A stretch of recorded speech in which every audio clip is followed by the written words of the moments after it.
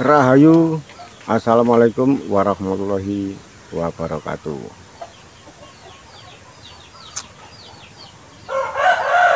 Ada yang menanyakan tentang perjalanan hidup. Nah, begini ya, Ibu yang menanyakan, kebetulan Ibu. Saya akan menjawab apa yang menjadi pertanyaan Ibu. Kalau kita ingin tahu tentang perjalanan hidup, kita harus benar-benar manunggal dengan hidup. Kita harus benar-benar bisa merasakan hidup. Karena pada hakikatnya, hidup duduk dirasa, berkuasa bergerak. Kalau dalam bahasa Jawanya, hidup unjune rasa, kuasane obah, kan begitu.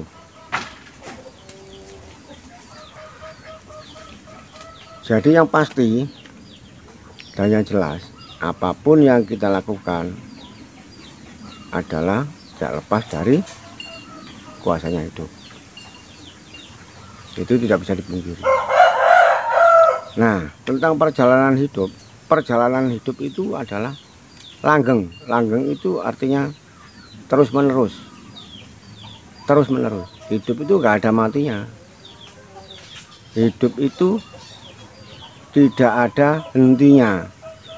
Urip tan kena pati, artinya begitu. Jadi hidup itu nggak ada hentinya. Hidup itu berjalan terus, ya, laksana angin, laksana air, laksana sinar matahari, ya, laksana tanah atau bumi. Itulah hidup. Siapa yang bisa menghentikan perjalanan hidup? Siapa yang mampu menghentikan lakunya hidup, jalannya hidup? Ya. Nah, kebetulan kita sebagai manusia ini menjadi wadahnya hidup dan bisa menyaksikan benar-benar itu semua adalah kuasanya hidup. Siapa yang mampu menghentikan angin? Siapa yang mampu menghentikan air? Siapa yang mampu menghentikan sinarnya matahari? Ini perlu kita rasakan dan ini perlu kita pelajari. Karena hidup itu nggak bisa dinalar. Hidup itu nggak bisa dipikirkan. Hidup itu nggak bisa dirasakan. Ketika kita merasakan hembusan napas, seperti halnya kita mempunyai sesuatu keinginan. Kita digerakkan oleh hidup lewat pikiran kita, lewat batin kita, lewat angan-angan kita. Hidup menggerakkan kita dengan sesuatu yang disebut dengan keinginan. Mampukah kita menghentikan keinginan itu sebelum keinginan kita itu tercapai? Sebelum keinginan kita itu terbukti atau terlaksana, mampukah kita menghentikan? Masih terus berkecamuk di pikiran, di batin, di angan-angan, itu kan sudah pasti. Dan ketika kita ini menghentikan keinginan itu, satu contoh kecil aja. Siapa sih yang menggerakkan kita untuk merokok? Sebetulnya manusia itu nggak punya keinginan apa-apa. Manusia itu nggak mampu apa-apa. Sebetulnya itu. Manusia itu laksana boneka. Boneka diisi dengan piranti, alat, ya, kemudian diisi energi listrik, kemudian dikasih pemicu atau tombol on off. Ketika on, boneka itu akan bergerak, bisa menari, bisa bernyanyi, karena di situ ada sesuatu chip atau sesuatu elemen yang sudah diisi oleh manusia pembuatnya, oleh produsen. Jadi ketika di-on-kan, ketika dihidupkan, itu bisa bergerak sesuai dengan keinginan sang pencipta atau sang produsen. Tak beda kita sebagai manusia. apapun pergerakan kita yang ada di dalam diri kita, apa itu pikiran atau angan-angan atau batin, itu semua nggak lepas dari kodratnya Sang Pencipta, nggak lepas dari pergerakan Sang Pencipta itu. Nah, hidup, ya kan, kayak-kayaknya itu menggerakkan ke hal-hal yang negatif, kayak-kayaknya. Merokok, ini kan sudah dilarang oleh pemerintah, dilarang merokok di tempat-tempat misalnya di mall atau di tempat-tempat perkantoran atau di tempat-tempat yang lain, kan ada tulisan dilarang merokok. Mampukah menghentikan dengan tulisan itu? Kan tetap masih ada orang yang merokok. Artinya ketika kita ini benar-benar bisa merasakan keinginan hidup yang kayaknya itu negatif, kalau kita teruskan, ya kan, kalau kita teruskan keinginan itu, nanti dampaknya begini. Dan kalau nggak kita teruskan, dampaknya juga begini. Artinya antara negatif dan positif. Nah, terus bagaimana? Dijalani aja. Hidup itu nggak pernah menyusahkan, hidup itu nggak pernah menyesatkan, hidup itu selalu menyelamatkan. Kan sudah terbukti. Di bungkusnya rokok sudah ada tulisan dilarang merokok karena mengganggu kanker, ya kan? Mengganggu pernapasan, bisa menyebabkan hipertensi. Ternyata kan masih ada yang pemakai rokok atau pengguna rokok. Kalaupun nanti pabrik rokok itu ditutup, kan juga menyakitkan. Diteruskan juga menyakitkan. Gitu. Nah, jalan yang terbaik, jalan yang sebenar adalah ikuti pergerakan hidup itu. Mau kemana, kita ikuti saja. Dan di situ nanti kita akan tahu. Kita akan tahu yang sebenarnya, karena hidup itu menunjukkan. Kita akan melewati sesuatu jalan dengan panca indera kita, dengan mata kita, telinga kita, hidung kita, mulut kita akan tahu. Kita berjalan, ada rambu-rambu merah, kita harus berhenti. Itu sudah perintahnya hidup. Hijau kita berjalan, kuning kita bersiap-siap. Itu sudah perintahnya hidup. Tetapi dalam rambu-rambu itu, 3 warna tadi, ketika kita langgar, pasti ada sesuatu yang menyakitkan. Pasti ada sesuatu yang menyakitkan. Inilah artinya kalau hidup itu kayak itu mengajak ke sesuatu keinginan yang negatif, tetapi menyelamatkan. Kan seperti itu. Kayak kan negatif. Kita berjalan terus lempeng ya, lewat jalan raya. Kita punya sesuatu yang terburu-buru, dibatasi dengan waktu.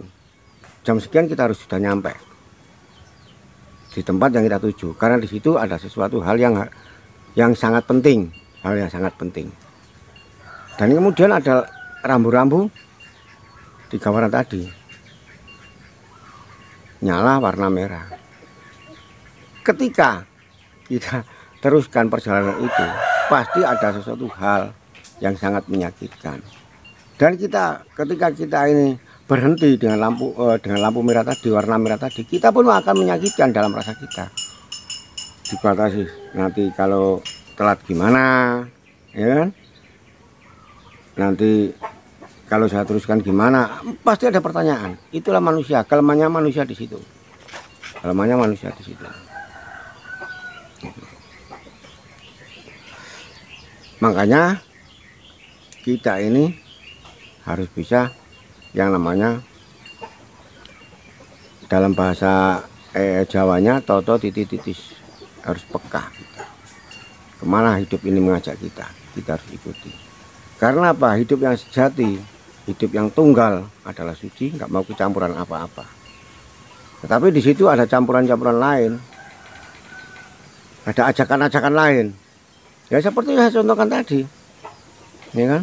Kita hidup secara pribadi, karena hidup itu pribadi ya, kita berjalan secara pribadi sendiri. Ya. ketika kita melewati suatu perempatan jalan tadi ya, ada lampu merah menyala. Kemudian dari belakang kita ada pengendara nyelonong terus nerabas lampu merah. Ada lagi ikut jalan terus menerobos lampu merah. Nah, kita kebingungan sendiri, ya toh. Ketika kita ikut di situ, kok kebetulan ada petugas di jalan. Kita diberhentikan dengan pertanyaan begini. Itu gak ada alasan, nggak ada alasan. Ini contoh gelar yang ada di alam semesta ini. Contoh yang sangat simpel itu. Kalau saya mencontohkan yang lain, saya rasa saudara-saudara tidak mampu. Saudara tidak mampu. Tidak mampunya gimana? Begini. Hidup itu sifatnya cinta kasih, ya kan? Hidup itu sifatnya cinta kasih. Dan saudara pasti tidak pernah berpikir ketika saudara itu lahir di dunia, ya toh, kemudian besar, dan pada saatnya akan melaksanakan pernikahan, akan melakukan pernikahan. Nah, saudara kan tahu, saudara kan merasakan ketika masa remaja, ya kan tidak pernah berpikir nanti jodoh saya itu orang mana, nanti suami atau istri saya itu dari daerah mana. Kan nggak pernah berpikir seperti itu. Ujuk-ujuk ya, tiba-tiba kita dapat jodoh, misalnya lewat perkenalan langsung atau tidak langsung, bisa lewat medsos atau dan lain sebagainya. Ini kan di luar nalar kita, hidup menyatukan itu kan di luar nalar kita. Nah, ketika kita akrab, ketika saudara sudah menjadi akrab satu pasang, ya, cowok dan cewek, pacaran lah artinya, berpacaran. Nah, di sini ada yang banyak mengikuti, yang namanya apa ya, faktor-faktor lain yang bisa dinamakan virus-virus lain, residu-residu lain. Bahasa mudanya masih banyak sukma-sukma yang belum bisa tersempurnakan oleh perjalanan manusia. Cewek dengan cowok berduaan, katakanlah menjalin hubungan cinta kasih, saling mengungkapkan rasa, saling mengungkapkan itu tadi, keinginan, ingin manunggal, artinya ingin berbuat di luar nikah lah, melakukan hal-hal yang tidak diinginkan maksudnya. Ini nanti kalau tidak dilaksanakan, keinginan terus, hidup mendobrak terus dari dalam. Lakukan. Dua-duanya begitu. Tetapi masih ada batasan, artinya ada pemikiran nanti kayak saya lakukan, misalnya hamil di luar nikah juga di depan umum masyarakat kita, orang tua kita akan bisa mencemarkan nama baik, kan seperti itu. Tetapi kalau nggak saya lakukan, ini keinginan di dalam nggak bisa ditolak lagi, nggak bisa dipungkiri lagi. Gitu. Nah, oleh karena kita ini manusia hidup di dunia bersosial, ya kan, bermasyarakat, jalan satu-satunya yaitu tadi, dilakukanlah pernikahan. Kan simpel ya. Nah, umpama ketika sebelum menikah melakukan hal seperti itu, melakukan hubungan suami istri, gimana? Ya nggak ada apa-apa, nggak ada risiko, apa-apa. Risikonya kan ada di pikiran, risikonya nanti kan ada di pikiran. Khawatir begini, khawatir begitu, takut ini, takut itu, takut nama baik tercemar atau dan lain sebagainya. Nah, si ceweknya juga ada rasa ketakutan. Nanti setelah melakukan ini, ketika saya hamil, takut ditinggal pacarnya. Nah, si pacar juga gitu, si cowoknya. Nanti kalau aku melakukan ini, kalau hamil gimana? Masih banyak hal-hal semacam ini, ya. Pertanyaan-pertanyaan di dalam seperti ini itu timbul karena adanya saya bilang apa ya, sukma-sukma yang belum tersempurnakan tadi, sukma-sukma dari orang-orang terdahulu ini ngikut. Artinya dalam melakunya hidup ya, dalam melaku ini hal-hal yang tidak biasa dinalar ini mengikuti terus. Karena hidup itu nggak bisa dibatasi, nggak bisa dibatasi, nggak bisa dibatasi. Jadi mudah-mudahan paham apa yang saya sampaikan. Ada kurang lebihnya saya mohon maaf. Dan hari kita saling mengerti. Sebetulnya masih banyak hal yang belum kita mengerti, ya kan? Masih banyak sekali. Tetapi untuk saat ini saya batasi dulu.